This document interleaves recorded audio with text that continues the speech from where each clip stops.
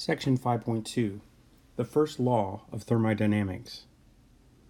We've seen that the potential energy of a system can be converted into kinetic energy, and vice versa. We've also seen that energy can be transferred back and forth between a system and its surroundings in the form of work and heat. In general, energy can be converted from one form to another, and it can be transferred from one place to another.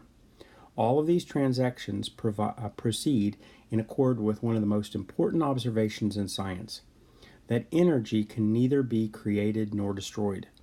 A simple statement known as the first law of thermodynamics summarizes this simple truth: energy is conserved.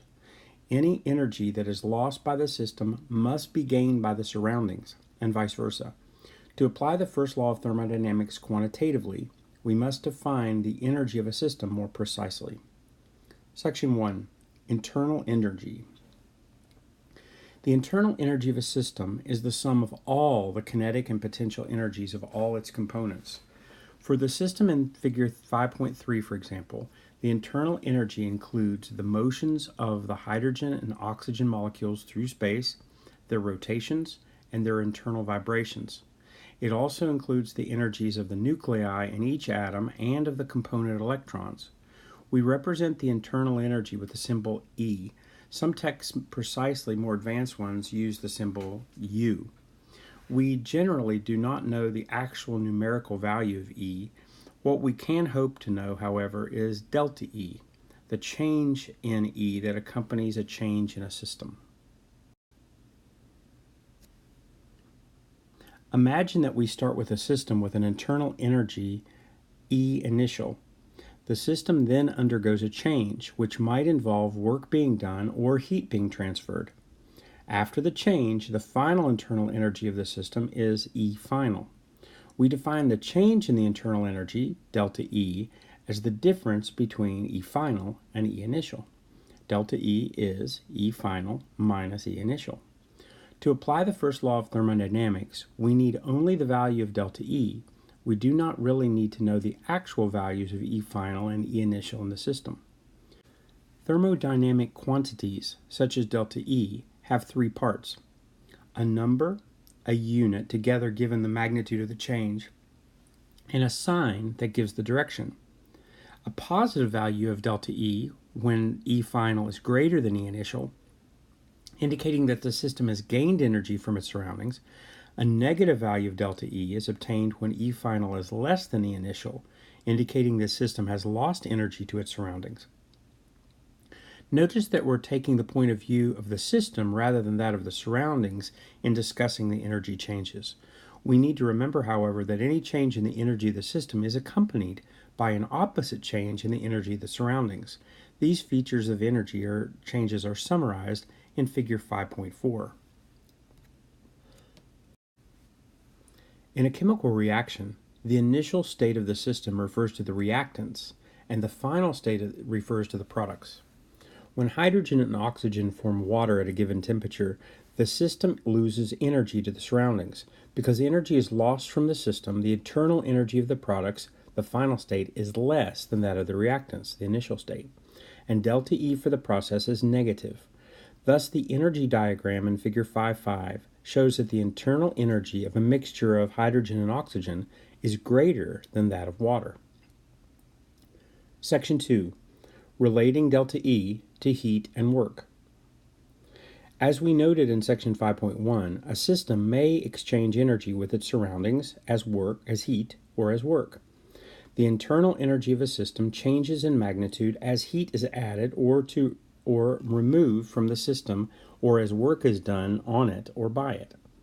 If we think of the internal energy as the system's bank account of energy, we see that deposits and withdrawals can be made in terms of heat or in terms of work.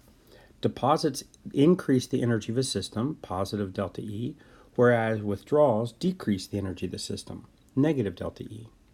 We can use these ideas to write very useful algebraic expression of the first law of thermodynamics. When a system undergoes any chemical or physical change, the magnitude and sign of the accompanying change in internal energy, delta E, is given by the heat added to or liberated from the system, Q, plus the work done on or by the system, W. Delta E equals Q plus W. When heat is added to a system or work done on a system, its internal energy increases. Therefore, when heat is transferred to the system from the surroundings, Q has a positive value. Adding heat to the system is like making a deposit to the energy account. The total amount of energy goes up. Likewise, when work is done on the system by the surroundings, W has a positive value. Work also is a deposit, increasing the internal energy of the system. Conversely, both the heat loss by the system to the surroundings and the work done by the system on the surroundings have negative values. That is, they lower the internal energy of the system. They are energy withdrawals and as a result lower the total amount of energy in the energy account. The sign of conventions for Q, W, and delta E are summarized in Table 5.1. Notice that any energy entering the system as either heat or work carries a positive sign. Section 3. Endothermic and exothermic processes. When a process occurs in which the system absorbs heat, the process is called endothermic. Endo is the prefix meaning into. During an endothermic process, such as the melting of ice, heat flows into the system from its surroundings. If we, as part of the surroundings, touch a container in which ice is melting, it feels cold to us because heat has passed from our hands to the container. A process of the system loses heat is called exothermic. Exo is prefix meaning out of. During an exothermic process, such as the combustion of gasoline, heat exits or flows out of the system into the surroundings. Figure 5.7 shows two examples of chemical reactions, one endothermic and the other highly exothermic. In the endothermic process shown in Figure 5.7, the temperature of the beaker decreases. In this example, the system consists of chemical reactants and products. The solvent in which they are dissolved is part of the surroundings. Heat flows from the solvent as part of the surroundings into the system of reactants are converted into products. Thus, the temperature of the solution drops. Section 4. State functions.